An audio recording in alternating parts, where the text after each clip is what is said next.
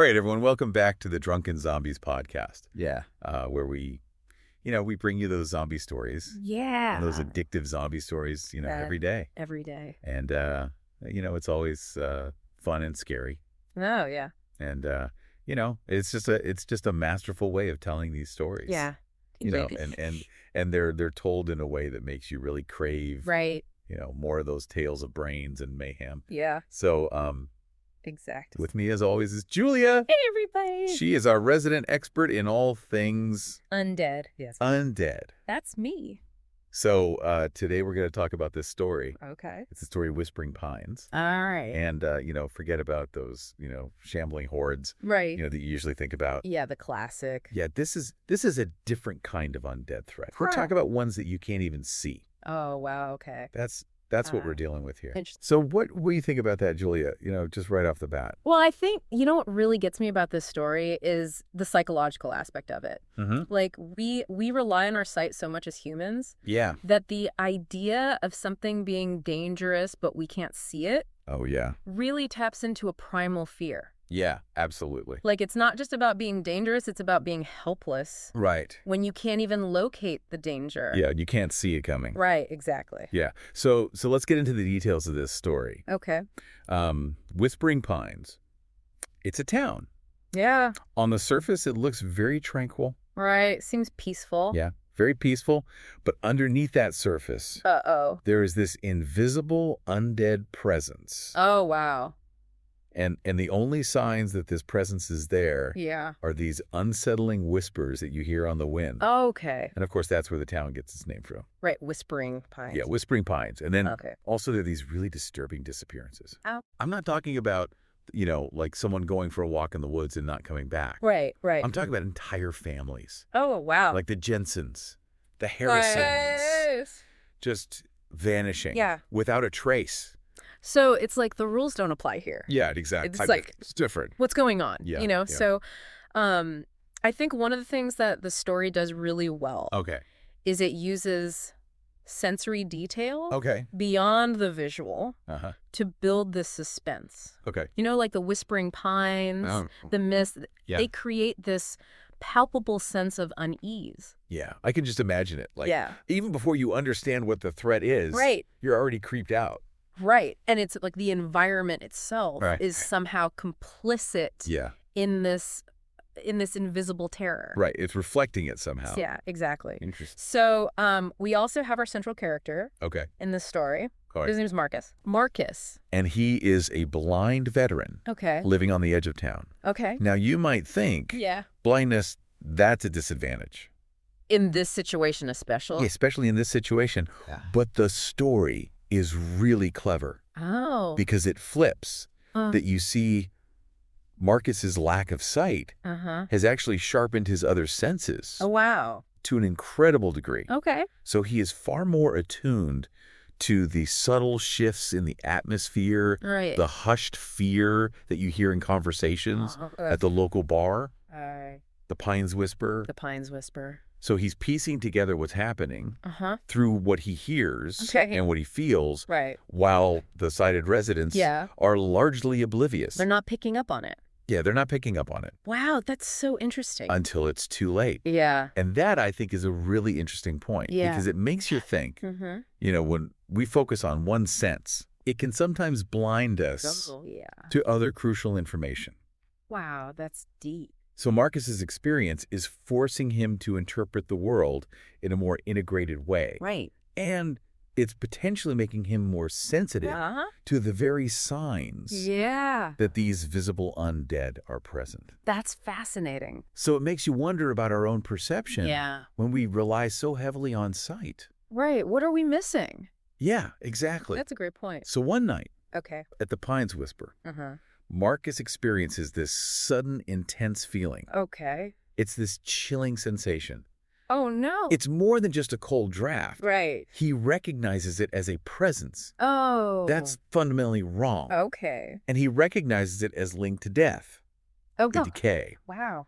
And it's a visceral reaction. Yeah. It's almost instinctual. Yeah. And then as quickly as it came, it vanishes. It's gone. It leaves behind this lingering sense of dread. Oh. And this just confirms to Marcus that something deeply sinister is at play. Yeah. He knows something's up. Yeah. So what do you think about that? Well, it's interesting how quickly it comes and goes. Yeah. You know, it's not a constant presence. Right. It's like flickering in and out. Yeah. Maybe it's suggesting a different kind of existence, or maybe even a deliberate attempt to remain undetected. Right, to stay hidden. Yeah. Yeah. So this fleeting encounter acts as a really powerful catalyst for Marcus. All right. And this leads to this moment where he reflects on this idea. He says, invisibility is not a gift.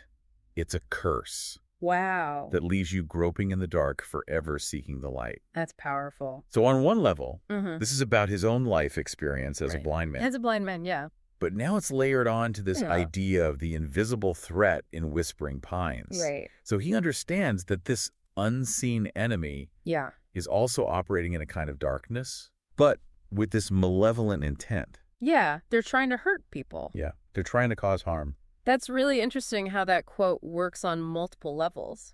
It connects Marcus's personal struggle with the bigger conflict of the story. Yeah, exactly. Yeah, it also makes you think about power. You know, is being unseen always an advantage? Right. Or does it come with its own limitations and vulnerabilities? Right, because you're alone. Yeah, exactly. You're isolated. And you can't connect with others. Yeah, you're cut off. Yeah. So then we meet Jenny. Okay. The barkeeper's daughter. All right. She is not convinced by her father's attempts to dismiss these disappearances as just bad luck or tall tales. He doesn't believe. Yeah, he doesn't believe. Yeah. But she sees the fear that's spreading. She hears the whispers herself. Right. And she seeks out Marcus. Okay. She's looking for someone to validate her fears. Yeah, she needs someone to believe her. Yeah, she needs someone to tell her that something is really wrong. Right. So, what do you think about Jenny's role in this? I think she represents the growing fear in the town. You know, her father's denial is probably a way of trying to keep things normal when the inexplicable is happening. Yeah. But as more people disappear, that denial starts to crumble. And people like Jenny start looking for answers. Yeah, they're trying to find an explanation. Right. And they're willing to look in unlikely places. Yeah, exactly. For those answers. So, Marcus, importantly, doesn't dismiss Jenny's concerns. Okay. He acknowledges what she's feeling. Right. And he states his belief in what he can sense. Okay. He confirms there is a real danger in Whispering Pines. Right. There's something there that wants to stay hidden. Yeah. So this is him stepping up, using his unique perception to validate the town's growing dread. Right. And to kind of hint at his potential role in confronting it. He's the one. Yeah, he might be the one. To figure this out. So he's willing to believe Jenny based on his own sensory experiences. Right. And this establishes him as a counterpoint to the sighted but oblivious townsfolk. Yeah. So he is set apart as someone who can perceive a reality that others are missing. Yeah, they're not seeing the whole picture. Yeah, they're not getting it. Yeah.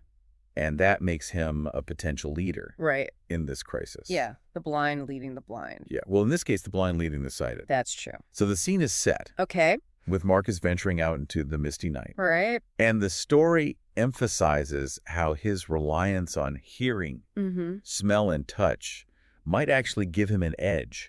In a town that's haunted by something unseen. Yeah. So there's a clear sense of his resolve. Hardening. Yeah. His determination to protect Whispering Pines. Right. Even though he can't see the enemy he faces. Right. He's going to try. Yeah, he's going to figure this out. So the mist that would normally be a hindrance becomes less of an obstacle for Marcus. Yeah, because he's used to operating without sight. Yeah, it's like the playing field's leveled. Yeah, exactly. Wow. So let's talk about the broader reaction in Whispering Pines. Initially, the idea of invisible monsters. Yeah. It's met with skepticism. Oh, yeah. Of course. I mean, this sounds ludicrous. Right. Who would believe that? Yeah. But then you have these disappearances, the Jensens, the Harrisons. Right. Entire families. Entire families. Yeah. And they act as undeniable evidence that something is terribly wrong. Something's not right. Yeah. And that quickly erodes that initial disbelief And it replaces it with widespread fear. Understandably so. Yeah. So it's in this climate of escalating terror that Marcus, the blind veteran, emerges as this unexpected source of hope. Oh. So it's this powerful irony. Yeah. The man who can't see might be their only way to confront what they can't see. That's amazing. Yeah. And this really highlights how crisis can disrupt hierarchies and create opportunities for unexpected leaders to emerge. That's a great point. So in a situation where conventional senses are failing, Marcus's heightened non-visual senses become a valuable asset. Right. And it really shifts people's perceptions of what constitutes strength. Right. And capability. Yeah, exactly. What makes a good leader. So, his first direct encounter with this unseen threat. Oh. It's pretty intense. Okay. He follows the whispers and he finds himself at the edge of the woods. Okay. And the silence there, it's described as this chilling silence. Oh, wow. It speaks volumes about the unnatural presence. Yeah. And he tries to fight back. Okay. I mean, imagine swinging a makeshift weapon at thin air. Yeah. That's got to be frustrating. Yeah. And a little scary. And of course, the creature just vanishes. Yeah. And it leaves Marcus with this heavy sense of failure. Right. He couldn't protect the town from something that he couldn't even touch or see. Yeah. So that initial failure is really crucial for his character development. Right. It shows the unique challenge that he's facing. Yeah. It's not going to be easy. No, and it wouldn't be believable if it was. Right. So it makes sense that he has these setbacks. Yeah, he has to learn. Yeah, he has to figure out how to approach this. Right. And that failure has repercussions among the townsfolk. Okay. The initial hope they might have placed in Marcus begins to waver. Yeah. You know, the whispers about him, yeah, they start to shift from hopeful anticipation to doubt. Oh. And maybe even scorn. Yeah, like maybe he's not the guy. Yeah, and this is classic. It is. This is like the hero's journey. Yeah, he's got to face self-doubt. Right. And the loss of faith from others. Right, and he's got to overcome that. Yeah. But he doesn't remain isolated. Okay. He finds these unlikely allies. Okay, who are they? Sarah, a tech-savvy teenager. Okay. And Mr. Thompson, town historian. Okay. So Sarah's got the technical skills, and Mr. Thompson has this deep knowledge of Whispering Pines' past. Right. So Sarah's modern knowledge and Thompson's historical insights become crucial resources. Yeah, that's so cool. Yeah, for Marcus. Like they have different perspectives. Right. And they come together to help. Yeah, and this shows that diverse skills and perspectives are necessary to solve complex problems. Especially a problem like this. Yeah, exactly. Well, you can't see the enemy. So together, they devise a plan to use ultrasonic detectors. Okay.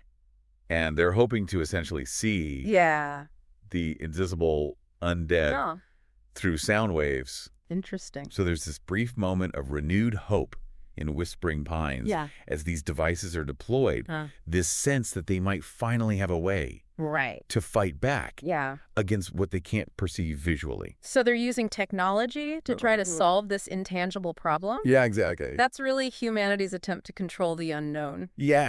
Through science. Right. So, and this hope makes the subsequent failure all the more impactful. So, of course, the plan goes horribly wrong. Oh, no. The invisible undead, somehow alerted and enraged by this attempt to expose them. Yeah, they don't like it. They launch a full-scale assault on the town. Oh, wow. And the ultrasonic detectors, while they might have provided some early warning, are no match. Oh, no. For the sheer number and ferocity of the attack. Yeah. So the town descends into chaos. Wow. As this unseen enemy overwhelms their defenses. So the technology failed. Yeah, the technology failed. And this forces Marcus and his allies to think outside the box. Yeah, they've got to come up with a new plan. Yeah. And it reminds us that technological solutions aren't always foolproof. Yeah, especially when you're dealing with the unknown. Exactly, especially when you're dealing with something like this. Right. So in the aftermath of this devastating failure, Marcus reaches a point of deep doubt. Oh. He questions his own abilities, his entire approach. He's like, what am I doing? Yeah, and in this moment of despair, he has this chilling realization about the undead leader's true motivation. Okay, what is it? It's not just about destruction. Okay. It's about consuming souls. Oh, wow. It's about this twisted goal of reclaiming the earth. Oh, my gosh. So this revelation adds this whole new layer of sinister intent to their actions. So it's not just a physical threat. Right. It's something more. Yeah, it's something deeper. Yeah. And it's really disturbing. Yeah, so this changes everything. Yeah, it changes everything. Over Marcus. Yeah, and this realization becomes a turning point. Okay. For him. He understands that brute force and technology alone won't be enough. Okay. He needs to embrace his unique way of perceiving the world. Right. He needs to recognize that his blindness isn't a weakness, but maybe the key to understanding and defeating this enemy. So he's going to use his difference as a strength. Yeah. Wow, I love that. So his new strategy involves training the demoralized townsfolk to rely on their other senses. Wow. So imagine trying to teach people to perceive the world in a completely new way. Right. To detect an enemy they can't see. Yeah, it's like a whole new way of being. Yeah, it's a daunting task. Yeah. But slowly they start to adapt. Oh, they learn to listen to subtle sounds, to feel changes in the air. Okay. And most importantly, to trust their instincts. Yeah. And this really shows the adaptability of humans in the face of crisis. Yeah. And it emphasizes the potential of our senses. Right. We have more than just sight to rely on. Yeah, and it shows the importance of community. Yeah. You know, in learning and supporting each other. Right. When facing the unknown. We need each other. Yeah, exactly. Yeah. So this leads to a crucial moment. Okay. Where Marcus leads a small team back into the undead's territory. Oh, wow. They're using a combination of refined ultrasonic devices and their own heightened senses to try and locate and isolate the leader.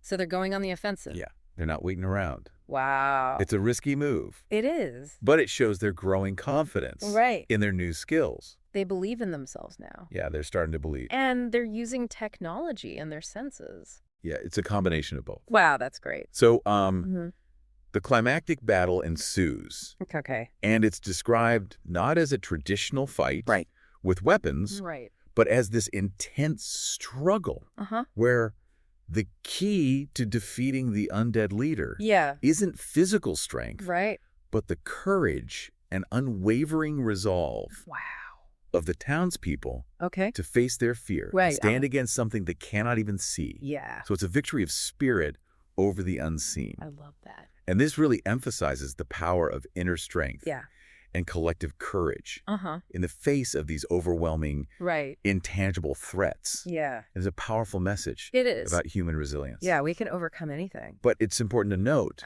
that this victory comes at a cost. Right. The story doesn't shy away from acknowledging the losses suffered by Whispering Pines. Yeah. There are sacrifices made. Yeah, it's not a clean, easy win. Right. But one marked by sacrifice and the lasting impact of the terror they've endured. So it adds realism to the story. Yeah, it makes it feel real. Yeah. And even after the immediate threat is dealt with, Marcus offers this really insightful observation. He understands that while they may have defeated the invisible undead for now, the real enemy is fear itself. Wow. And as long as that fear persists, the battle's not truly over. That's so true. And that's a mature and thoughtful perspective. It is. On the lasting effects of trauma. Right, because fear can linger. Yeah, it can stay with you. Long after the event. So, we see Whispering Pines beginning this slow process of rebuilding, and a semblance of normalcy gradually returns. Yeah. But Marcus remains watchful. He's constantly aware of the potential for the darkness to return. He's not celebrating a final end. He's maintaining a state of readiness. So he's still vigilant. Yeah, he's still on guard. So the return to normalcy is fragile after something like this. Right. It could be shattered in an instant. Yeah, and Marcus knows that. Yeah, he knows that. Yeah. And the story concludes with Marcus's unwavering promise to protect Whispering Pines. Yeah. His readiness to confront both visible and invisible threats. Yeah. And there's a sense of hope found in the newfound unity of the town. Yeah, they've come together. Yeah, they've been through something together. Yeah. And that's created this bond. Right. So the final thought is that the unyielding will of the community, born from their collective sacrifice and courage, is the true and enduring light against the darkness. That's a beautiful message. Yeah. So it's more than just a horror story. Right. It's about perception, resilience, the power of community, and the enduring nature of fear. Yeah. And it leaves you contemplating, you know, where true strength lies when you're faced with the unknown. Yeah, it makes you think about our own lives. Yeah. And the unseen challenges we face. Right. And how we can overcome them. Exactly. So I think that brings us to the end of today's exploration here on the Drunken Zombies podcast. Yeah. So if you enjoyed this eerie tale, be sure to rate and follow us for more thrilling stories. Okay. And until next time, stay vigilant. And remember, sometimes the things you can't see are the most important to be aware of. You got it. All right, everybody.